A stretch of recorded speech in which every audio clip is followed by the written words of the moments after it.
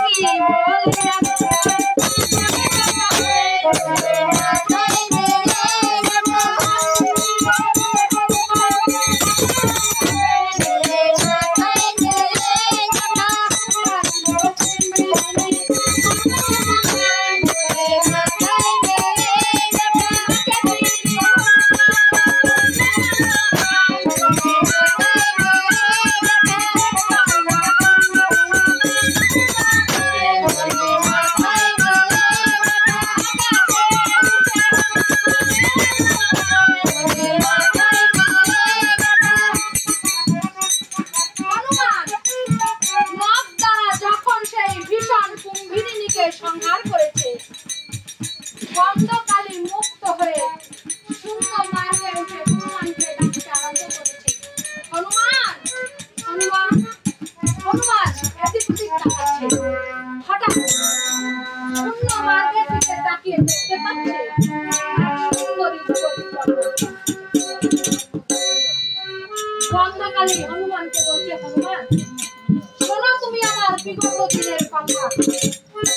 আমি অগ্রে ইন্দ্র রাজসভায় নাচ গান করতাম। হঠাৎ একদিন পথের মাঝে অষ্টবক্র মুনিকে দেখে আমি হেসে দিয়েছিলাম। অষ্টবক্র মুনি ক্রোধে ক্রোধান্বিত হয়ে আমাকে অভিশাপ করেছিল। ওরে দুষ্ট নারী, আমাকে দেখে উপহাস করছিস? যা গন্ধমাদন পর্বতে গিয়ে সেই দিন আমি মুনিবরের চরণ জড়িয়ে ধরে বলেছিলাম, তবে কোন দিনে আমি এই অভিসম্পদ হতে মুক্তি পাব? সেই দিন অষ্টবক্র মুনি আমাকে বলেছিল, রাম অবতারে রামের প্রধান ভক্ত হনুমানের হাতে আজ আমার সেই যুবতী। আর তুমি যার অতিথি হয়ে আমাকে উদ্ধার করেছ, অতিথি নয়, অন্য কপটী, নাম কালনী। কালনীর কথা শ্রবণ করে হনুমানের রাগে আর শরীর ধরছে না। এদিকে নিশাচর কালনেমি হনুমানের আসতে বিলম্ব দেখে